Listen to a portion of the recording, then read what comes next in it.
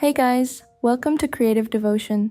Today I'd like to show you different ways to speed up, slow down, and reverse your footage in Premiere Pro. The most common way to change the speed of a video in Premiere Pro is by right-clicking on the clip. Then over here we have speed/duration, where we can adjust the playback speed. We can also reverse the video by checking this box, and then we have 3 types of interpolation. The one we recommend is optical flow. Hit OK to apply the changes. Another way of changing the speed is straight from the project window. For that, we'll change the view to list, then click twice on frame rate to order the clips. And here we have 3 clips at 50 frames per second. Normally, to slow them down, you would import them one by one into the timeline and adjust the speed using the first method. There's an easier way to do that, so let's select the clips that we want to apply changes to, then right-click, modify, and interpret footage. Here we can check this and select the new frame rate that we want for these clips.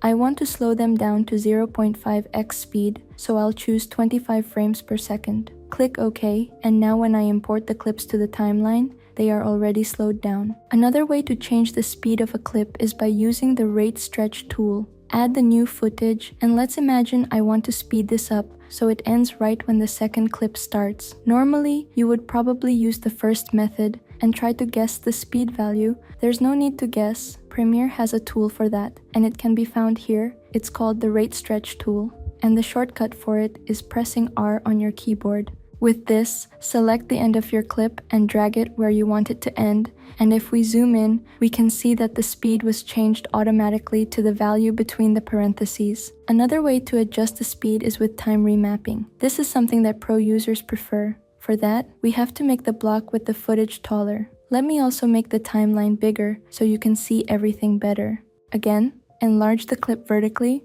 right-click, go to Show Clip Keyframes, then Time Remapping and Speed. Now we can drag this line up and down to adjust the speed of the clip.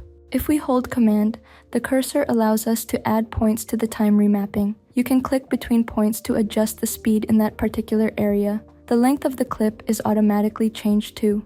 Additionally, if we click at the top, we can split these points to make the transition progressive. And lastly, once these anchor points show up, we can select them and move them left and right to smooth out the transition even more. And after applying all these changes, let's play the clip to check out the results.